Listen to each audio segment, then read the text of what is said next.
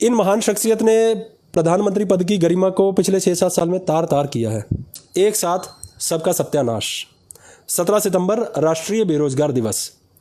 बेरोजगारी जब आ रही है ना, ये सुनामी की तरह आने वाली है। जब रोजगार जाएगा तो सबसे पहले उस कम्युनिटी का ज़्यादा जाएगा जिसकी तादाद ज़्यादा है। उनको अपनी आती हुई बर्बादी दिख नहीं रही।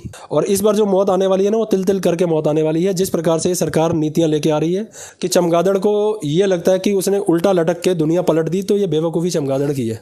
तो भाजपा इस देश को बड़ी तेज़ी से बर्बाद कर रही है। एक टेंट का काम करने वाला, 2 व्हीलर पर चलने वाला व्यक्ति हुआ करता था, अचानक से आज ये अंबानी से ऊपर जा चुका है। लोग और बर्बाद होंगे इस सरकार की नीतियों की वजह से। पिछले साल का डाटा था कि 40 करोड़ लोग भूखे हैं जिनको राशन नहीं मिलता 2 वक्त का। समस्या उन लोगों की है जो बहुतायत में है और उनको संगठित होना नहीं आ रहा। मोदी जी के अंदर बुराई सिर्फ ये नजर आती है कि वो झूठ क्यों बोलते हैं देश की जनता के साथ। ना तो ये सनातनी राष्ट्र बनने से चलेगा, ना ये इस्लामिक राष्ट्र बनने से चलेगा। ये तो प्रचार प्रसार की सरकार है। ये छीन छीन के लेके आए हैं। CSR का पैसा सब पार्टी फंड में गया है। नमस्कार, मैं शंभू कुमार सिंह और आप देख रहे हैं नेशनल दस्तक। आज मेरे साथ 2 मेहमान हैं लाइव में। आप मुझे सुनते सुनते लगता है बोर हो गए होंगे, तो मैंने कोशिश की कि आज टीवी वाला आपको जायका दिया जाए, कैसे वहाँ पे मुर्गे की लड़ाई होती है। वैसे मैं करूँगा नहीं। 2 खास मेहमान हैं मेरे साथ, दोनों परिचय भी कराएंगे। एक समाज सेवी हैं, पेशे से इंजीनियर हैं, दूसरे पेशे से वकील हैं। आज क्या हुआ देश में? आज 2 करोड़ लोगों को वैक्सीन लगी है क्योंकि मोदी जी का जन्मदिन था। ये मीडिया कह रही है, सरकार कह रही है। दूसरी तरफ सोशल मीडिया कह रही है कि शाम 5 बजे तक लगभग 1.7 मिलियन मतलब 17 लाख युवाओं ने ट्वीट किया बेरोजगार दिवस। उसके बाद एक हिंदी में था रोजगार दो, उस पर भी लगभग 1.3 मिलियन मतलब 13 लाख लोगों ने ट्वीट किया। तो पहला सवाल उठता है कि क्या इस देश की क्षमता है कि वो एक साथ 1-2 करोड़ लोगों को वैक्सीनेशन करा सकता है? तो फिर रोज क्यों नहीं हो रहा है? ये मोदी जी के जन्मदिन पर ही क्यों हो रहा है? और अगर 2 करोड़ वैक्सीनेशन होता है तो मोदी जी का जन्मदिन रोज आए। इसका मतलब सरकार क्या जानबूझकर आपको वैक्सीन नहीं दे रही है? ये सवाल पैदा होता है। दूसरा, ट्विटर ने वो ट्वीट क्यों हटा दिया? और तीसरा सवाल है कि क्यों हटवाया गया? जब सिर्फ 5 लाख लोगों ने मोदी जी को बधाई दी, वो नंबर 1 ट्रेंड करते रहा और 1.5 मिलियन 17 लाख लोगों ने बेरोजगारी के खिलाफ ट्वीट किया, किसी चैनल ने खबर नहीं दिखाया। तो क्या होगा ये भी समझेंगे। दूसरा समझेंगे कि बेरोजगारी क्या इस देश के सिर्फ SC ST OBC माइनॉरिटी के लिए मुद्दा है या सवर्ण समाज के लिए मुद्दा है, जिनके पास ज़मीन है, मीडिया है, ब्यूरोक्रेसी है, बिजनेस है, मंदिरें उनकी बड़े पावर सेंटर्स है जहां पैसे भी हैं, मंदिर से सत्ता भी आती है। और दूसरे हमारे साथ वकील साथी हैं, उनसे भी समझने की कोशिश करेंगे। तो आप हमारे साथ बने रहिए, अपनी प्रतिक्रिया जरूर दीजिए, आप सवाल भी पूछ सकते हैं। शुरुआत करते हैं शर्मा जी से। पहले तो अपना पूरा परिचय दे दीजिए। नमस्कार मेरे देशवासियों, मेरे भारतवासियों, मेरे मित्रों, मेरे दोस्तों। मेरा नाम है सुनील शर्मा भारतीय। पेशे से इंजीनियर हूँ, क्रिएटिव आदमी हूँ। आइडियाज़ को रियलिटी में तब्दील करने का कुछ हुनर खुदा ने परमात्मा ने बख्शा। तो मेरा सवाल आपसे है कि एक बात बताइए कि क्या आप चूँकि सवर्ण समाज से, जनरल कैटेगरी से हैं, जो कॉन्स्टिट्यूशनल टर्म्स है, क्या लग रहा है बेरोजगारी सवर्ण समाज के लिए भी मुद्दा है या उनकी 7 पीढ़ियों के लिए जितना संसाधन है, ज़मीन जायदाद, घर, अस्पताल, नौकरी चाकरी, मीडिया, जुडिशियरी, वो सेटिस्फाई है? वहाँ की युवा के लिए भी रोजगार मुद्दा है? मैं सबसे पहले तो आज का एक बहुत अच्छा दिन गया है, जैसे शंभू जी ने अभी शुरुआत की थी। ये देश में आज हमारे माननीय मोदी जी देश को इस स्थिति में लेके आ गए हैं पिछले 6-7 साल में कि उनके जन्म दिवस को, जो कि शुभकामनाओं को देने का दिवस हुआ करता था, एक लानत दिवस के रूप में आ गया है और जिसे बेरोजगारी दिवस के रूप में पिछले साल से मनाया जाना शुरू हुआ है। क्यों हो रहा है ऐसा? इन महान शख्सियत ने प्रधानमंत्री पद की गरिमा को पिछले 6-7 साल में तार तार किया है। मेरा सवाल मोदी जी पर नहीं था, मेरा सवाल सिर्फ समाज, आप चूंकि समाज का नब्ज भी जानते हैं, समाज का नब्ज जानते हैं। आ रहा हूं मैं आप ही के सवाल का, 1 मिनट में जवाब दे दूंगा। भूमिका बनानी जरूरी है। प्रशंसक मोदी जी का बहुत रहा हूं और मैंने तो एक अच्छी टर्म भी ईजाद की थी कि मैं उनका बहुत बड़ा तारीफक हूं। आज राष्ट्रीय बेरोजगार दिवस मनाया गया और कल हमने ये सर्कुलेट किया है। अगर ये दिखे, ये चूंकि रिवर्स मोड में है तो ये दिखेगा नहीं आपको, मैं इसका सार समझा दूंगा। हमने कल इसको शुरुआत की थी, इस पोस्टर को, बैनर को हमने बांटा आज, एक साथ सबका सत्यानाश। 17 सितंबर राष्ट्रीय बेरोजगार दिवस। अक्सर मोदी जी ना मन की बात किया करते हैं, तो मैंने कल लिखा था यस मोदी जी के सच्चे मन की बात। और वो सच्चे मन की बात क्या थी? जनता को लूट कर उद्योगपतियों को भरने वाला, हाँ मैं ही हूँ अंतर्राष्ट्रीय कर्ज को बढ़ाने वाला, हाँ मैं ही हूँ युवाओं का भविष्य बर्बाद करने वाला, हाँ मैं ही हूँ किसानों पर अत्याचार करने वाला, हाँ मैं ही हूँ सरकारी संपत्ति बेचने वाला, हाँ मैं ही हूँ रोज़गार खत्म करने वाला, हाँ मैं ही हूँ वो चाय वाला, बोलूँ बेधड़क धड़ाधड़ झूठ, देखो उजला है चेहरा मेरा पर नहीं है मेरा मुंह काला, हाँ मैं ही हूँ वो चाय वाला, अर्थशास्त्री हूँ गजब का, ठोक दूंगा सब तरफ ताला ही ताला, चैन से बैठूंगा नहीं एक पल भी जब तक छीन ना लूँ तुम सबके मुंह से निवाला। शुरुआत ये करनी जरूरी थी। शंभू जी का इस मूल प्रश्न पर वापस आता हूँ। बेरोजगारी जब आ रही है ना, ये सुनामी की तरह आने वाली है। कारपेट के नीचे डाला जा रहा है प्रॉब्लम्स को। युवाओं को हर वर्ष 2 करोड़ रोजगार देने का इन्होंने प्रावधान और वादा किया था। प्रावधान तो खैर इन्होंने नहीं रखा था। पिछले 7 साल के हिसाब से देखें तो 14 करोड़ लोगों को रोजगार अभी तक मिल जाना चाहिए था, in addition to already employed people. पर पिछले 1 साल से हुआ क्या?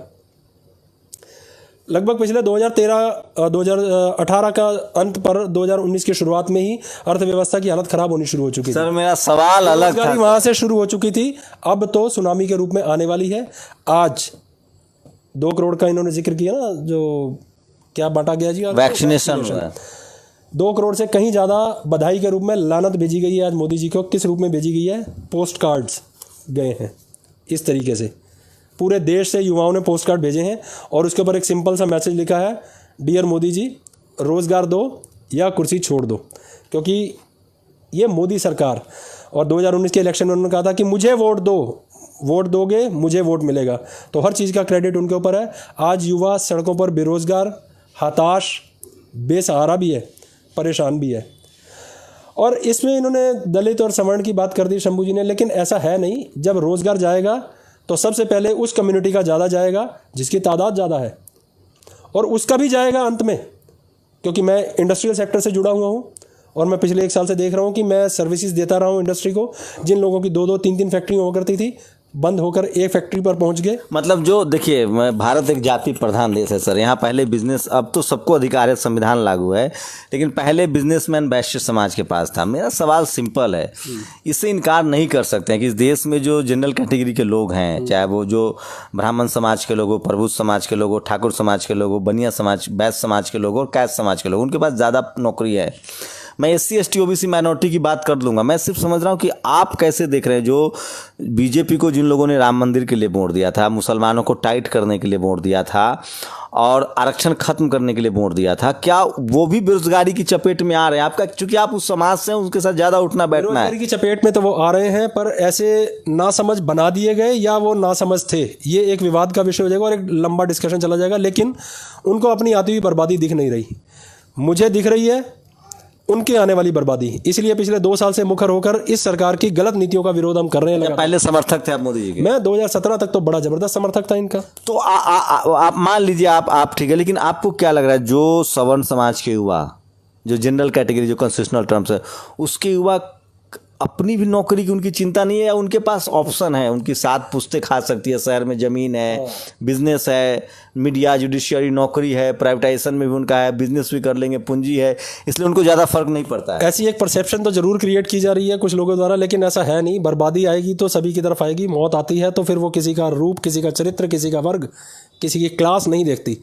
और इस बार जो मौत आने वाली है ना, वो तिल तिल करके मौत आने वाली है। जिस प्रकार से सरकार नीतियाँ लेके आ रही है, बेरोजगारी जब आएगी, प्रॉपर्टीज़ बेचने जाएंगे, प्रॉपर्टीज़ बिकती नहीं, खरीदार मिलता नहीं, तो प्रॉपर्टी तो खाएंगे नहीं। छोटे, आप तो इंजीनियर भी है, बिजनेसमैन लोगों का क्या हालत है? मुझे भी कई लोग मिलते हैं, कहते हैं कि भैया है तो हालत खराब GST से भी, लेकिन बोलेंगे नहीं, डर बहुत है, या मुसलमान टाइट है, भारत पाकिस्तान अफगानिस्तान। क्लैरिटी देता हूँ क्योंकि मैं इसी समाज का अंग हूँ और मैं देखता रहता हूँ और बिजनेसमैन को मैं सर्विसेज देता रहता हूँ।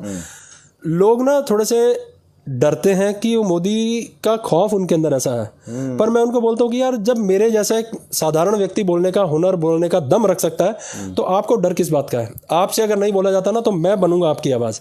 अच्छा, मुसलमान को टाइट रखना इस शर्त पर कपड़ा उतर जाए, पेट्रोल 200 रुपये लीटर हो जाए, कुछ ज़मीनें बिक जाए, थोड़ा पैसे कम हो जाए, चलेगा?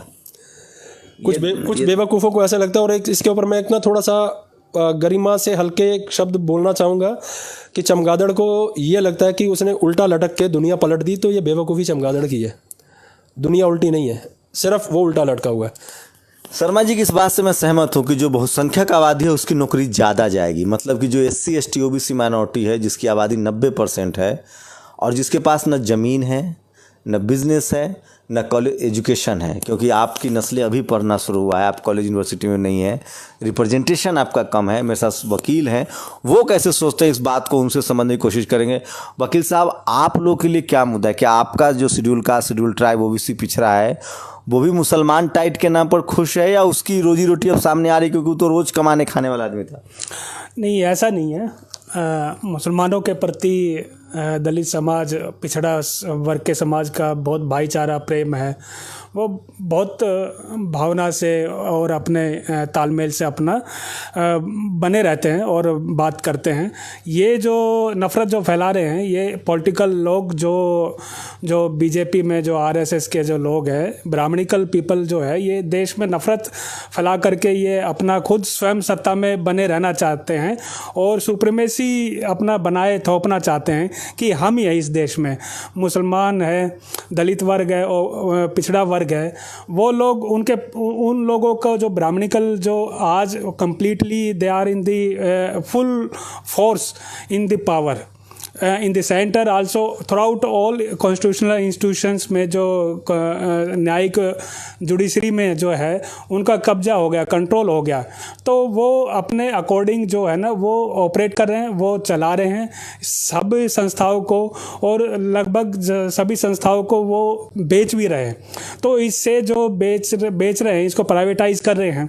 तो प्राइवेटाइज करने से जो एक सिक्योर्ड जो था एक गवर्नमेंट के बेसिस पे, जैसे रिप्रेजेंटेशंस था शेड्यूल कास्ट, OBC का, और जो माइनॉरिटीज़ के जो लोग थे वो एफर्ट करके वो मतलब सरकारी संस्थानों में अपना हक और हिस्सेदारी के माध्यम से वो आते थे।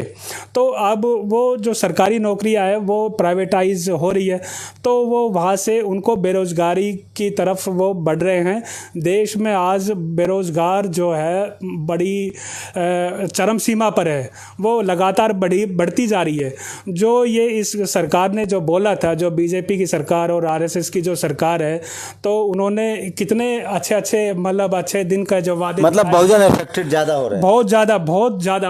चलिए, बहुजन का रिप्रेजेंटेशन तो मैं भी कर देता हूँ, लेकिन मेन बात है सवर्ण समाज कैसे सोचता है। अच्छा बताइए सर, क्या लगता है आपको कि एक बड़ा पावरफुल तबका, पहले एक सरकारें चलती थी, कुछ भी गड़बड़ी होती थी तो मीडिया से, CAG, CBI, ED सब जगह से आवाज़ें आती थी।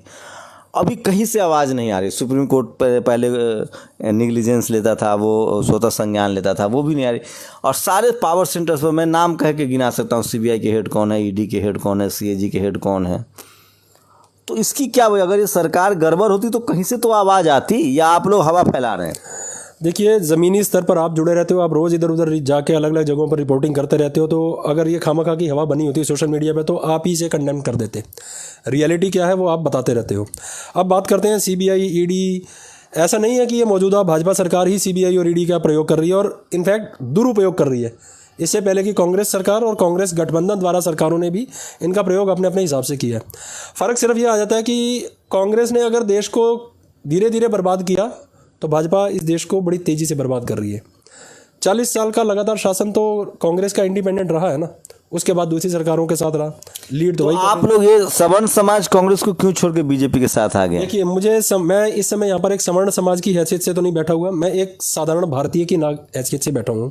आपसे बात मैं करता हूँ, आपसे मुलाकात करता हूँ, तो मैं आपने आपको ये नहीं कह के पेश कराता कि मैं सवर्ण समाज का ठेकेदार हूँ। लेकिन सच्चाई तो है ना सर। सच्चाई तो हर व्यक्ति की अपनी अपनी होती है।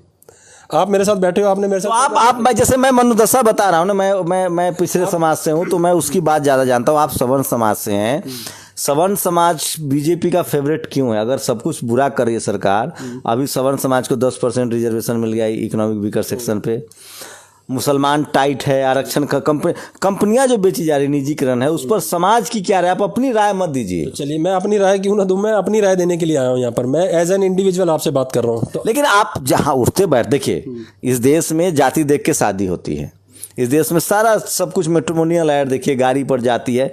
आप ज़्यादा, चूंकि आप ब्राह्मण समाज से हैं, सवर्ण समाज से, प्रबुद्ध समाज से, तो वो समाज कैसे सोच रहा है? मैं सोशल मीडिया पर देखता हूँ, टाइटल चेक करता हूँ, SC ST OBC माइनॉरिटी के लोग सरकार के खिलाफ हैं और जितने सवर्ण समाज के लोग वे सरकार के साथ हैं। तो इसलिए मैं पूछ रहा हूँ कि वो लोग कैसे सोचते हैं इस सरकार के, उनको सरकार में क्या अच्छा लगता है? मैं आपके उस प्रश्न को ना फिर से क्लियर कर देता हूँ कि मैं सवर्ण समाज का प्रतिनिधित्व नहीं कर रहा यहाँ पे, मैं एक साधारण भारतीय का प्रतिनिधित्व कर रहा हूँ। और मेरे हिसाब से सिर्फ 2 ही डिविजन्स आज की तारीख में हैं, और वो है अमीरी और गरीबी। आप रूट्स में जाके चेक करिएगा, जिसको आप कह रहे हैं कि आप प्रतिनिधित्व कर रहे हैं OBC SC ST का, वहाँ पर भी लोग पिछले 60-70 साल से परिवार दर परिवार आरक्षण का लाभ लेने के बावजूद उन्होंने क्या किया दूसरी कम्युनिटी के लिए या अपनी कम्युनिटी के लोगों के लिए? क्या उन्होंने उनके उत्थान के लिए काम किया? एक मिनट सुनिए, डेटा है वो तो, हाँ, डाटा के ऊपर तो फिर आपसे दोबारा बात करेंगे। आज तो रैंडम मुलाकात हुई है ना हमारी। वर्ग सिर्फ 2 ही रह गए आज की तारीख में, और पूंजीवाद, घोर पूंजीवाद का युग आ रहा है, अमीरी और गरीबी। तो इस देश में पूंजीवाद, किसके पास सबसे ज्यादा पूंजी है सर? पूंजीवाद अगर देखेंगे तो बट ऑब्वियस है, जिसका प्रतिनिधित्व आपके हिसाब से कॉन्स्टिट्यूशन में भी जो बताई गई है बात, तो सवर्ण वर्ग के लोग मिलेंगे। आप दलित वर्ग की बात करें तो मैं अभी दलित और इसमें ना डिबेट में जाना नहीं चाहता, क्योंकि मुझे पता है कि डेविएट होकर हम मुख्य मुद्दे से भटक जाएंगे।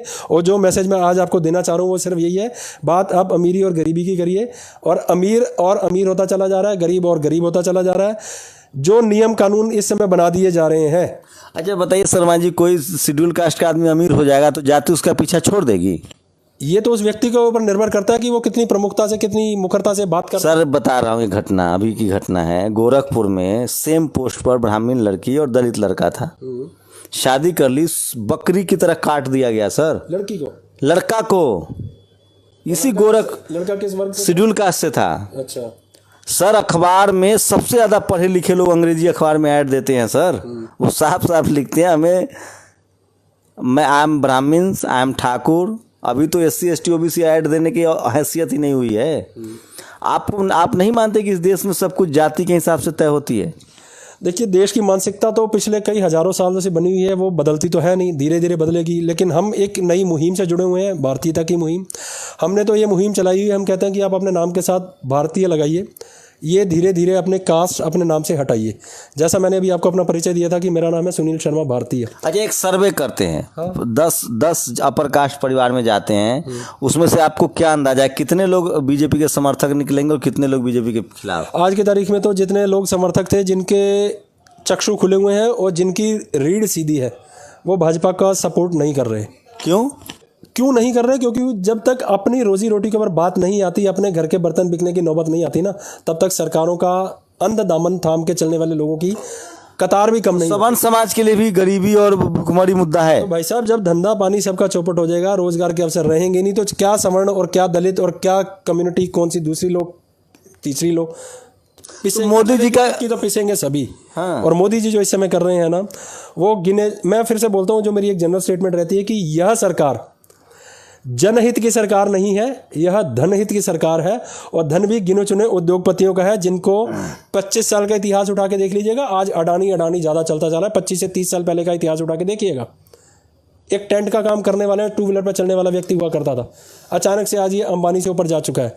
रिपोर्ट्स हमारे पास बहुत सारी आती रहती हैं, लेकिन आवाज़ नहीं उठा रहे लोग। हमने आवाज़ उठाने का काम किया, और 2 साल के अंदर अंदर आप देखिएगा लोग और बर्बाद होंगे इस सरकार की नीतियों की वजह से। उनको विकल्प चाहिए। अच्छा, आज जो ट्विटर पर ट्रेंड चल रहा था बेरोजगारी पर, उसको ट्विटर ने हटा दिया। टीवी अखबार को लेकर आपकी क्या राय? सोशल मीडिया और टीवी अखबार 5 लाख ट्वीट हुआ है मोदी जी के पक्ष में, उनके जन्म।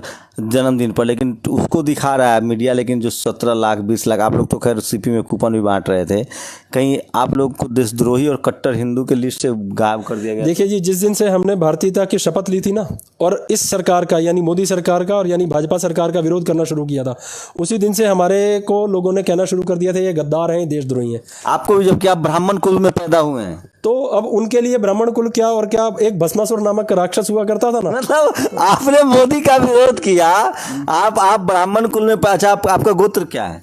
मेरा गोत्र है भारतीय ता, मैं भारतीय हूँ। ये बहुत बड़े पॉलिटिशियन है। अरे गोत्र तो होता है, मेरा गोत्र वैष्णव गोत्र, भारद्वाज का। मेरी अच्छा, तो आप मान ली ब्राह्मण समाज से हैं, तो आपको क्या कहना, आपको भी देशद्रोही कहना शुरू कर दिया? देखिए मैंने अभी एक स्टेटमेंट थोड़ी देर पहले दी थी कि चमगादड़ उल्टा होकर यदि ये समझता है कि उसने दुनिया पलट दी तो बेवकूफ़ चमगादड़ है। और ये गिने चुने चंद मुट्ठी भर लोग हैं जो सोशल मीडिया पे हुआ हुआ करके शोर मचाते रहते हैं, और इनको पैसे मिला करते थे पहले 2-2 रुपये एक मैसेज के, आजकल तो 20 पैसे 50 पैसे का रेट इनका हो चुका है।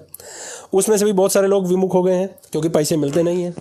तो ये ट्रोल आर्मी जो इस सरकार ने बनाई थी, इनका जो IT सेल ने, भाजपा के IT सेल ने किया था, वो फेल होता चला जा रहा है और रियलिटी इससे डिफरेंट है।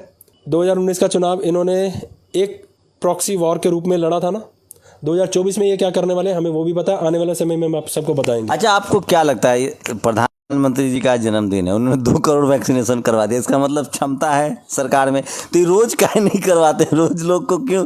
हाँ, तो इसके ऊपर मेरी स्टेटमेंट, शायद शंभू जी आपने 1 साल पहले जब किसान आंदोलन में हमारी और आपकी भेंट हुई थी, मैंने तब भी आपको कहा था कि आपने पूछा था कि मास्क क्यों नहीं लगाया हुआ, और मैंने कहा था क्योंकि ये कोरोना उतना ही सच है जितना सच है भूत का होना। भूत देखा किसी ने नहीं, मानते सभी हैं। और ये कोरोना आज की तारीख में, कोरोना तो पैंडेमिक है सर, कैसी बात कर रहे हैं शर्मा जी? ये जिन्होंने डिक्लेयर किया ना, वो डिक्लेयर करने वाली जो अथॉरिटीज़ हैं वो भी गवर्नमेंट द्वारा कंट्रोल्ड है, और ये बहुत बड़ी ग्लोबल कॉन्स्पिरेसी है।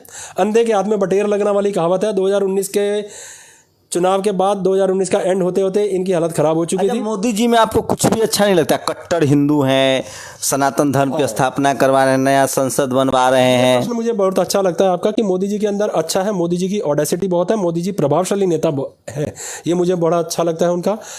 वो क्लेम करते हैं कि एक गरीब परिवार से आए हैं, मुझे ये भी अच्छा लगता है। जो मुझे उनका अच्छा एक बात और लगती है कि वो झूठ को भी इस कदर कन्विक्शन से बोलते हैं कि लोगों को लगता है कि सच है। तो मतलब झूठ बोलने की कला अच्छी चीज़ है सीखने के लिए ना, कि सच कितना बोलना है और झूठ कितना बोलना है, उनमें से कुछ सीखना चाहिए। लेकिन एक पॉलिटिशियन को ना सिर्फ झूठ का सहारा नहीं लेना चाहिए। मोदी जी के अंदर अच्छाई ये थी कि उनको लोगों ने एक्सेप्ट किया था, उनकी एक्सेप्टेंस अच्छी है, मुझे ये अच्छा लगता है। लेकिन अच्छा क्या नहीं लगता है? अच्छा, एक्सेप्टेंस की वजह? एक्सेप्टेंस की वजह कि उन्होंने लोगों को ऐसा दिखाया, ऐसा नैरेटिव खासतौर पे मीडिया द्वारा बनाया गया कि वो दिखाते हैं कि एक ज़मीन से जुड़े हुए नेता हैं, जबकि वो ज़मीन से जुड़े हुए नेता यदि होते तो ज़मीन से जुड़े हुए लोगों की बात करते। बहुतायत में इस भारतवर्ष में 135 करोड़ से ज़्यादा की आबादी है, जिसमें से 90% लोग ना ज़मीन से जुड़े हुए हैं। उन ज़मीन से जुड़े हुए लोगों की वो वास्तविकता में मदद करते। इस बार उन्होंने कोरोना काल में, पिछली आपदा काल जो कि सरकार द्वारा क्रिएटेड है, मैं फिर से बोलता हूँ, 80 करोड़ लोगों को भोजन दिया गया। पिछले साल का डाटा था कि 40 करोड़ लोग भूखे हैं जिनको राशन नहीं मिलता 2 वक्त का। इन्होंने घोषणा कर दी कि हमने 80 करोड़ लोगों। एक बताइए, आप सर्वे करवाइए, कल हम आपके साथ चलेंगे सवर्ण समाज में। करिए। कितने सवर्ण समाज आपकी बात से सहमत होंगे? हो सकता है 100% मेरे से डिसएग्री करें। बाजी लगाएंगे हमारे साथ 10-10 हज़ार रुपए की, अगर आपका 90% 10% भी सवर्ण समाज समर्थक मिल जाए आपकी बातों का, तो मैं पत्रकारिता छोड़ दूंगा। तो मैंने तो आपकी बात, आप 10% बोल रहे हो, मैंने कहा 100% मुझसे डिसएग्री होंगे, सहमत ही नहीं होंगे मुझसे। तो फिर इसका मतलब सवर्ण समाज उनके साथ है, तो आप गलत बोल रहे हैं। तो मैं, हो सकता है उनकी नजर, सही में आप गद्दार हैं। आपकी नज़रों में, समाज की नज़रों में। समाज को छोड़िए ना, समाज में कुछ बेवकूफ़ लोग हैं जो संगठित होकर बैठे हुए हैं। समस्या उनकी नहीं है, समस्या उन लोगों की है जो बहुतायत में है और उनको संगठित होना नहीं आ रहा। समस्या उन लोगों की है, और मैं क्या काम कर रहा हूँ, मैं ऐसे ही लोगों को संगठित करने का प्रयास कर रहा हूँ कि जागिए, अपने अधिकार के लिए, अपने हक के लिए लड़िए। डॉक्टर अंबेडकर ने कहा था कि मैं सिर्फ और सिर्फ भारतीय हूँ, शुरू में भारतीय हूँ और अंत में भारतीय हूँ। बस हमें जातियों में, मजहबों में बांट दिया गया है, उसी पर राजनीति हो रही है। मैं फिर कह रहा हूँ, संविधान में कंस्टिट्यूशनल टर्म्स है SC ST OBC माइनॉरिटी, ये जातिवाद नहीं है, एक तरह का कैटेगरी बनाया गया था कि जो नीडी है उनकी मदद की जाए।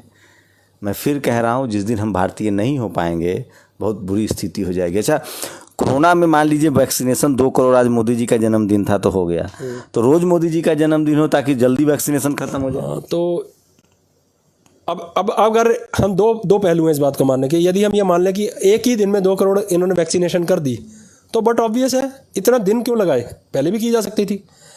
अब नहीं की गई तो इसका मतलब डेलिबरेटली जानबूझ के वो नहीं करना चाहते, कोरोना का डर दिखा के रखना चाहते हैं। अभी तो ऐसा भी सुनने में आ रहा है कि कोरोना का तीसरी लहर आने वाली है, और वो जैसे जैसे यूपी का चुनाव नजदीक। अच्छा, मोदी जी में आपको बुराई क्या नजर आती है? मोदी जी के अंदर बुराई सिर्फ ये नजर आती है कि वो झूठ क्यों बोलते हैं देश की जनता के साथ। वो ऐसा क्यों मान के चल रहे हैं कि वो अजर अमर हैं। अरे झूठ, इतने बड़े बड़े फैसले, मास्टर स्ट्रोक है उनका, जीएसटी, नोटबंदी, स्ट्राइक, क्या क्या कर रहे, आप कह रहे हैं झूठ है। बेसिक नीड्स, रोटी कपड़ा और मकान इस जनता की है, भारत की जनता की, क्या वो फुलफिल हो रही हैं? क्या लोगों को स्वास्थ्य? पाकिस्तान टाइट है ना। तो पाकिस्तान तो वैसे ही टाइट था। 1971 में पाकिस्तान के 2 फाड़ हो गए थे, उस समय मोदी जी थे क्या? और मैं बार बार कहता रहता हूं कि भारत के गर्भ से मोदी जी पैदा हुए हैं। अच्छा, आप भारतीय गर्भ से भारत पैदा नहीं हुआ। तो लोगों को गलतफहमी जो है ना कि मोदी जी। अच्छा, आप भारतीय रट रहे हैं। कल एक वीडियो आया है, सेना जो है वो एक धर्म विशेष का गाना गा रही है। मेरे सामने बताएं क्या है वो वीडियो। दिखाऊं मैं आपको? बताइए, नहीं बता ही दीजिए, दिखाइएगा तो बाद में। क्या ओम जय जगदीश हरे का सेना गान कर रही है। सेना के अंदर सिर्फ अगर ये सनातन राष्ट्र हो जाए, सनातन राष्ट्र है तो आपको क्या प्रॉब्लम है? आप भारतीय कर रही है, देश अगर सनातनी राष्ट्र हो जाए तो आपको क्या दिक्कत है? मुझे कहीं पर भी कोई दिक्कत नहीं है, आप इसे बना लो। अगर आपके बस में है सनातनी राष्ट्र बनाना तो आप बना के देख लो, आपके बस में इसे इस्लामिक राष्ट्र बनाना तो आप बना के देख लो। ना तो ये सनातनी राष्ट्र बनने से चलेगा, ना ये इस्लामिक राष्ट्र बनने से चलेगा। ये इस भारत की मूल आत्मा में है भारतीयता। जिस दिन भारतीयता को जीना शुरू कर देंगे ना लोग, और भारतीयता की शपथ लेके भारतीय बन जाएंगे, वहां से देश का सही विकास शुरू होगा। आपको लगता है जाति के नाम पर हिंसा? अभी एनसीआरबी का डेटा आया है सर, 10% इजाफा हुआ है जातीय हिंसा में। सांप्रदायिक दंगे से भी ज्यादा जातीय हिंसा हुई है। तो बिल्कुल गलत है। आप कह रहे हैं जाति हो खत्म हो गई, हम भारतीय हो। मैंने कब बोला कि खत्म हो गई? मैंने कहा मैंने प्रयास शुरू कर दिए हैं खत्म करने के लिए। 135 करोड़ से ज्यादा की आबादी क्या चुटकियों में हो सकती है? कंस्ट्रक्टिव जॉब्स जो होते हैं ना, इट टेक्स टाइम। डिस्ट्रक्शन तो ऐसी होती है, कंस्ट्रक्टिव कुछ करना हो तो समय। जाति खत्म करने के लिए आप ब्राह्मण समाज की एक रैली कर सकते हैं, वहां अपनी बात रख सकते हैं। अरे भैया, मैं भारतीयता की बात करता हूं और भारतीयों का मैं प्रतिनिधित्व करना चाह रहा हूं। अगर आप भारतीय हैं तो आप मेरे साथ आइए, हटा देंगे ना। शुरुआत हमने कर दी है ना, समय लगेगा 10 साल 20 साल 50 साल, हो सकता है 100 साल लगे, लेकिन हम एक अलग जगह के जाएंगे। कुछ अगली जनरेशन आएगी, वो भी आगे करेगी। जब तक आप बताइए, आप पाकिस्तान इस्लामिक राष्ट्र है, अफगानिस्तान में शरिया कानून अब लागू हो गया, भारत में सनातन राष्ट्र बन जाए जो आरएसएस कहती है, तो क्या दिक्कत है? तो मैं आरएसएस की बातें क्यों करूं भाई? मैं आरएसएस का प्रतिनिधित्व थोड़ी कर रहा हूं यहाँ पर बैठ के। आरएसएस की आपको दिक्कत क्या है शर्मा जी? मुझे दिक्कत है जब कोई भी सनातन राष्ट्र से क्या दिक्कत है? मुझे सनातन राष्ट्र से कोई दिक्कत नहीं है। मुझे दिक्कत उस प्रथा से है जब आप इंसान को इंसान ना समझो, मानव को मानव ना समझो। मतलब सनातन धर्म इंसान को इंसान नहीं समझता है? सनातन धर्म तो समझता है, हाँ। लेकिन उसके कुछ ठेकेदार हैं, हाँ। जो मानवीय मूल्यों की तो बात नहीं करते। एक व्यक्ति से, एक मानव से दूसरे मानव को ऊपर समझते हैं और उसका शोषण करते हैं। मुझे दिक्कत उससे है। यदि आरएसएस इस चीज़ का प्रचलन करता है, इस प्रथा को चलाता है, तो मुझे दिक्कत उससे है। और वो सनातन की आड़ में करता है तो मुझे दिक्कत उस बात से है। सनातन नहीं ये कहता कि आप मानव को मानव ना समझो, मानवीय मूल्यों की बात ना करो। आप चलिए, आज तो बात बेरोजगारी की कर रहे थे। इन लोगों ने इस कनॉट प्लेस में, मैं फिर कह रहा हूँ, अभी सबसे मजबूत नेता वही है जो इस सरकार से सवाल पूछ ले। ये आप लोग को डर नहीं लगता? ये जो सीपी में आप लोग आज जो पोस्ट कार्ड बांट रहे थे और ये बेरोजगारी पर आंदोलन चला रहे थे। बिल्कुल डर लगता मुझे, यदि मैं अपने व्यक्तिगत हित के लिए काम कर रहा होता तो। और मेरे अंदर भी ना भगत सिंह का अंश है। भगत सिंह पैदा होने बंद नहीं किए इस धरती ने। ये भारत भूमि बड़ी जरखेज है। चंद्रशेखर आज़ाद पैदा होने बंद नहीं हुए, अशफाक पैदा होने बंद नहीं हुए, बिस्मिल पैदा होने बंद नहीं हुए। और ये वो महान शख्सियतें हैं, जब वो शरीर छोड़ती हैं तो उनकी आत्मा। आप लोग तिलका मांझी सिद्धो कानू का नाम नहीं जानते, जो सबसे पहले स्वतंत्रता सेनानी थे 1857। तो ये गलती है हमारी। हम इसके लिए माफ़ी मांगेंगे कि हम उन मांझी को नहीं जानते, लेकिन हम बिरसा मुंडा को हमने पढ़ा है, हम उनके शुक्रगुजार भी हैं और वो हमारे आदर्श भी हैं। अच्छा, आपको पता है सबसे ज़्यादा स्वतंत्रता की लड़ाई में कौन लोग शहीद हुए हैं? मैं तो ये मान के चलता हूँ जो इस भारत भूमि से प्रेम करते थे ना, वही शहीद हुए। अच्छा, अंग्रेजों की नौकरी सबसे ज़्यादा कौन करते थे? जो भारत भूमि से प्रेम नहीं करते थे और जिनको अपने व्यक्तिगत स्वार्थों की पूर्ति ज़्यादा करनी थी, उनको कोई फर्क नहीं पड़ता था। आपको एक इतिहास बताऊँ, लंबा डिस्कशन। लॉर्ड रिपन जब गवर्नर बन के आए तो बनारस के ब्राह्मणों ने उनकी बग्गी खींची थी। तो ये बनारस के ब्राह्मण कुल वालों से पूछिएगा, मैं तो उनका रिप्रेजेंटेशन कर नहीं रहा यहाँ पर। कन्नी काट ले रहे हैं। बिल्कुल कन्नी नहीं काट रहा, आप मुझसे बात करिए ना, मैं इतिहास की बात करूं और इतिहास से मैं सबक ना लूं और इतिहास की गलतियों को दोहराने की बात करूं तो मुझसे बड़ा बेवकूफ़ कोई नहीं होगा। अच्छा, सावरकर जी के बारे में आपकी क्या राय है? सावरकर जी के बारे में मुझसे, भगत सिंह बोलते हैं तो सावरकर जी के बारे में? सावरकर जी को मैंने बहुत ज़्यादा पढ़ा नहीं है, लेकिन अभी तक जो जितनी भी समझ आई है कि वो माफ़ी वीर कहलाए हैं, क्योंकि उन्होंने अंग्रेज़ों से माफ़ी मांगी थी और उनके विषय में ये भी कहा जाता है कि उनको पेंशन भी मिलती रही थी ब्रिटिश सरकार से। सावरकर जी के बारे में तो हमने इतना ही जाना है। और आज की तारीख में भाजपा आरएसएस के आधार पर खड़ी हुई है, आधार उसके पेडेस्टल पे खड़ी होकर बात करती है। इनको क्यों जरूरत पड़ रही है? मुद्दे पर आते, छोड़िए इतिहास में छोड़िए। एक बात बताइए, सचमुच आपको लगता है इस देश के युवा जो चौकीदार बनने के लिए तैयार है उसके लिए रोजगार कोई मुद्दा है साहब?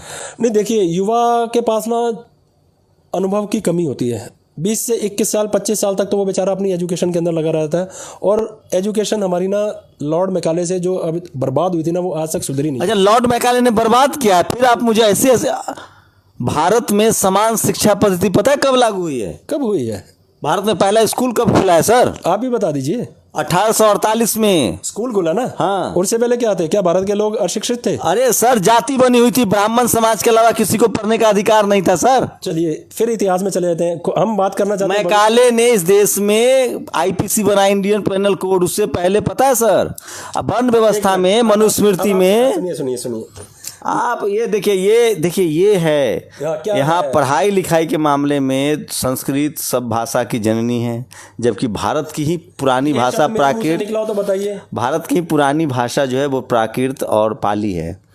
देखिए मैं क्या कह रहा हूँ, किसी चीज़ पर गर्व मत कीजिए, तुलनात्मक अध्ययन कीजिए, जो अच्छा है वो अच्छा है। कई दवाइयाँ ऐसी होती है जो पहले काम करती थी अब नहीं करती है। Exactly. खैर, हम लोग आते हैं बेरोजगारी पर। आज के समय में टीवी अखबार में तो बेरोजगारी मुद्दा नहीं है सर। देखिए, आप लोग राजनीति चमका रहे हैं। नहीं, हम कोई राजनीति नहीं चमका रहे, हम तो कह रहे हैं कि मोदी जी देश की बहुसंख्यक वर्ग के लिए रोजगार के अवसर प्रदान करें, उनको अपनी रीढ़ सीधी रखने का मौका दें। मेहनती है भारत का। आप पेट्रोल भरवाने जाते हैं? मजबूरी है भरवाना। टीवी देखते हैं? देखते ही रहते हैं।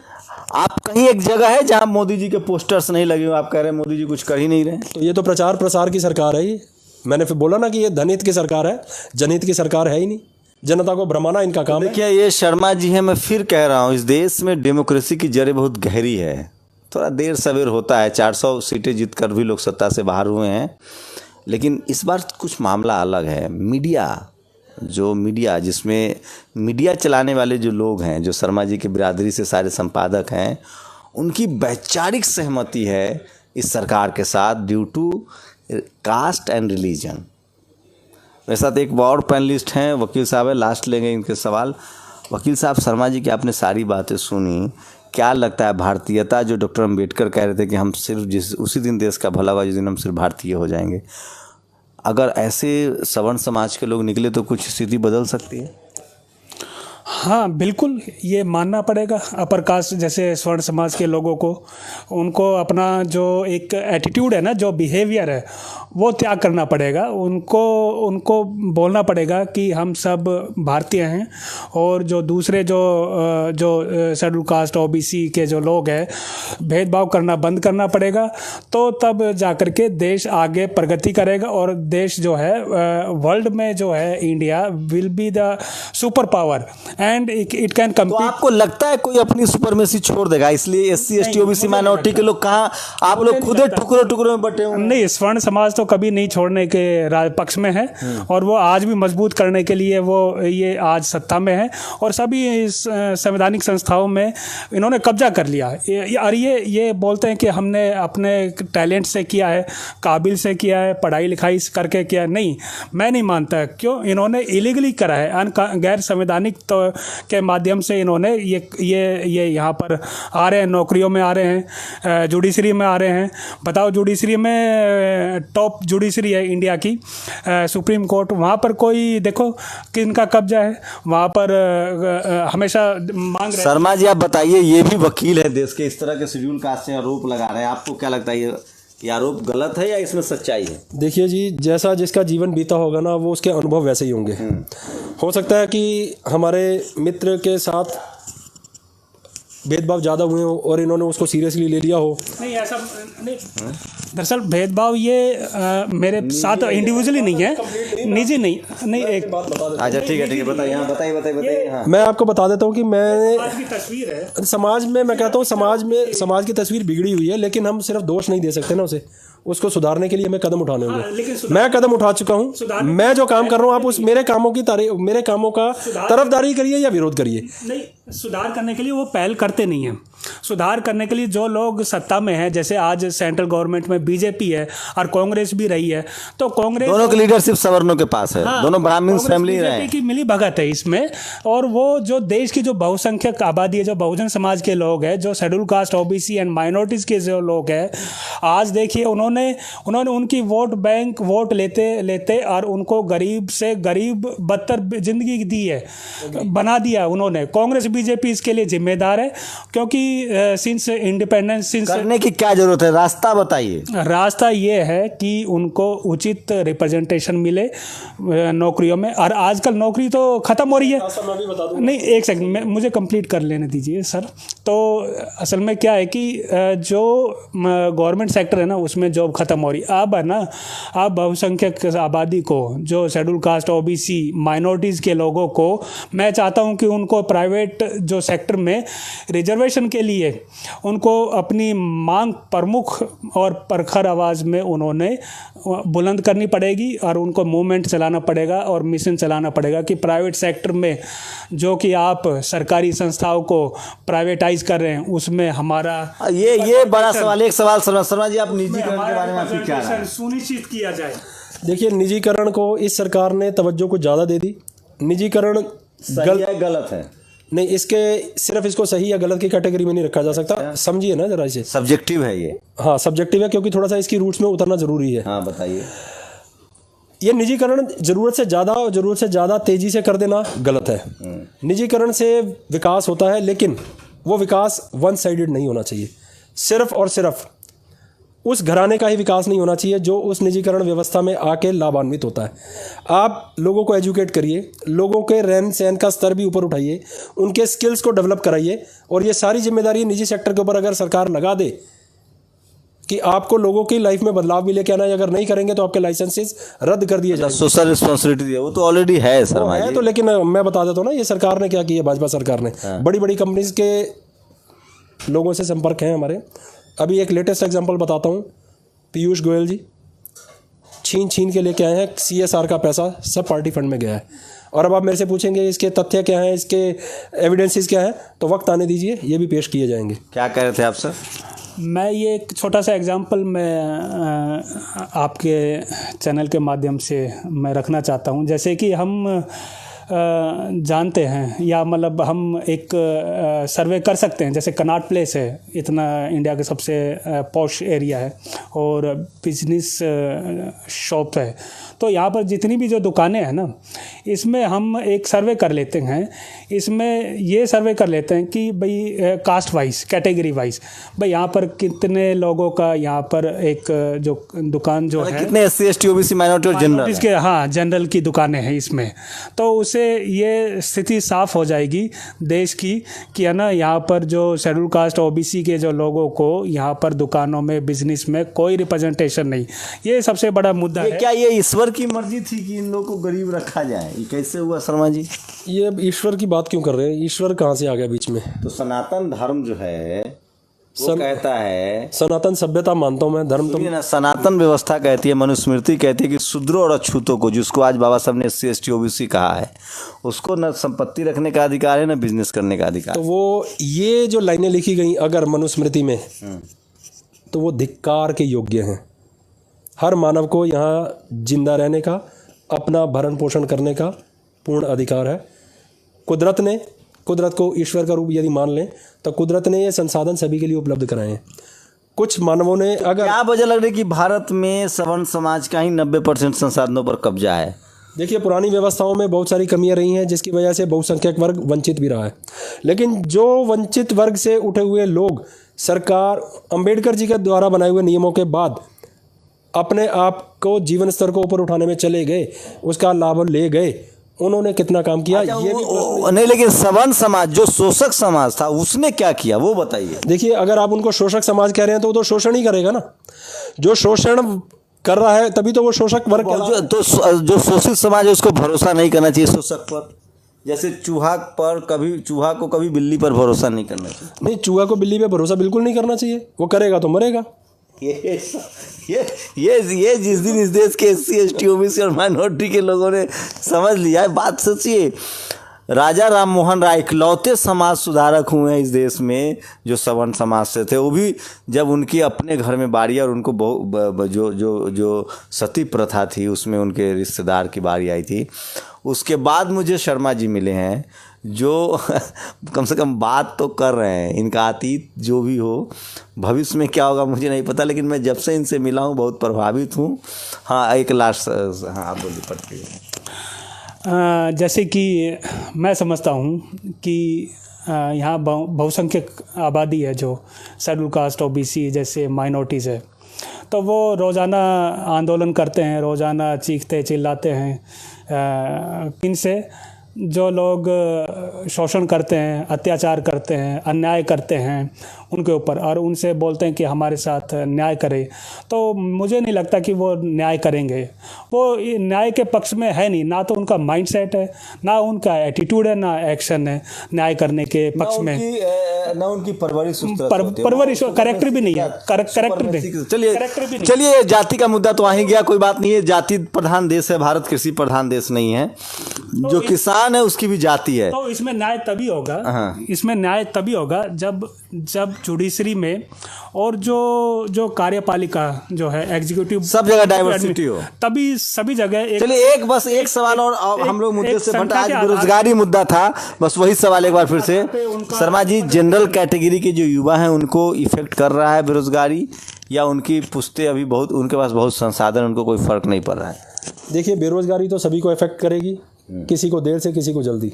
जो डेली ब्रेड अर्नर्स है उनको ज़्यादा समस्या आने वाली है। जिनके पुश्तैनी कुछ जायदाद उनको मिली हुई है, हो सकता है उनके बाद कुछ समय ज़्यादा लगे, लेकिन बर्बाद तो वो भी होंगे यदि बेरोजगारी का आलम रहा तो। बताइए। हाँ, आज देखिए, लास्ट में मैं ये ख़त्म करना चाहूँगा ये सब छोटे से शब्द बोल करके कि आज देश को जागना होगा, देश को खड़ा होना पड़ेगा। जैसी हमारे भारतीय बनना पड़ेगा। भारतीय के साथ साथ में ये जो व्यवस्था जो लाना चाहते हैं ना, ये इसको बंद करना पड़ेगा। इसको ना आए सर पे लोगों की, देश के ऊपर ना आए, तो अदरवाइज़ इस सब के कारण है ना देश पिछड़ जाएगा, देश और अंधेरे में, अंधकार में चला जाएगा। इसको बचाना होगा। यदि अंधेरे से उजाले में आना है तो ये जो शक्तियाँ है, जो फोर्सेस है, और मैं तो ये बोलूँगा प्रमुख आवाज़ से, सोचिए कोई शख्स है जो लिख रहा है कि सबसे पहले आतंकवाद से निपटना होगा। इस शख्स को बताइए ये कितना बड़ा बेवकूफ़ है। NCRB के आंकड़े आए हैं, इस देश में आतंकवाद से भी बड़ा जातिवाद है। बिल्कुल, जातीय हमले में सबसे ज़्यादा हत्याएं हुई हैं, सबसे ज़्यादा रेप हो रहा है। उस सांप्रदायिक दंगा, हिंदू मुसलमान, और दो जो बड़े आतंकवाद के लक्षण है भारत में। मैं तो बोलता हूँ, मैं तो ये कहता हूँ, इस देश में और पूरे वर्ल्ड में जो कास्ट टेररिज्म है, जो कास्टिस्ट टेररिस्ट है, इंडिया का और वर्ल्ड का सबसे फर्स्ट जो टेररिज्म है ना, वो कास्ट टेररिज्म है। वो टेररिस्ट है। वो जो ये कास्ट के नाम पे जो अटैक करते हैं, जो किलिंग करते हैं, मर्डर करते हैं, शोषण करते हैं, वो सबसे बड़ा आतंकवाद है। वो कास्टिस्ट। चलिए, तो ये बात चलिए, मैं समझने की कोशिश कर रहा था कि बेरोजगारी किसको प्रभावित कर रही है। जाति इस देश की सच्चाई है, इसलिए हम उस बात से भाग नहीं सकते। मैं चाहता हूं कि हम सब सिर्फ और सिर्फ भारतीय बने। मुझे नहीं पता ये कब होगा, लेकिन जिस दिन हो गया, अगर इस संविधान को लागू कर दिया गया जाति और धर्म से ऊपर उठकर, तो शायद ऐसा हो सकता है। ये बातचीत कैसी लगी आपको, और क्या आपको भी लगता है कि मोदी जी के पास ताकत है 2 करोड़ वैक्सीनेशन कर देने की, लेकिन वो कर नहीं रहे हैं? आज जन्मदिन पर ही क्यों किया गया, और ट्विटर ने क्यों हटा दिया कम से कम 25 लाख ट्वीट? आपको क्या लगता है? सरकार के दबाव में है? आखिर सरकार टीवी अखबार के बदले सोशल मीडिया को क्यों कंट्रोल करना चाहती है? आपकी प्रतिक्रिया दीजिए। मैं फिर कह रहा हूँ, मैं पत्रकारिता का छात्र हूँ, मैंने 12 साल चैनलों में नौकरी की है। मैं फिर कह रहा हूँ, इस देश का टीवी अखबार जो आपको दिखा रहा है वो दरअसल खबर नहीं, प्रचार है। जो सरकार चल रही है उसके 2 प्रवक्ता आपके घरों में, एक टीवी और एक अखबार। आपको तय करना है कि आपकी रोजी रोटी, देश की सुरक्षा, आपका हेल्थ, आपके आने वाली नस्लों का एजुकेशन, भविष्य सुरक्षित है या आपको धार्मिक रूप से और जातियों के आधार पे बांट के सत्ता का सुख कोई ले रहा है। क्या आपको महंगाई से फ़र्क पड़ता है? सोचिए, आप कल्पना कीजिए, जो 5 लाख कमाता है उसको तो फ़र्क नहीं पड़ेगा, लेकिन जो आपके आसपास देश की बहुसंख्यक आबादी जो 5 से 15 हज़ार कमाती है, वो इस महंगाई में कैसे गुजारा करता होगा। अगर आपका पड़ोसी भूखा है और आपको नींद आ रही है तो यकीन मानिए आप मानसिक बीमार हैं। अपनी प्रतिक्रिया जरूर दीजिए। शुक्रिया। नेशनल दस्तक की आपसे गुजारिश है कि अगर इसको बचाना चाहते हैं तो नेशनल दस्तक को सब्सक्राइब करने के लिए रेड कलर के सब्सक्राइब बटन को दबाएं, फिर बेल आइकन की घंटी दबाएं। नेशनल दस्तक को बचाने के लिए बहुत ज़रूरी है कि हर खबर को शेयर करें, लाइक करें, कमेंट जरूर करें।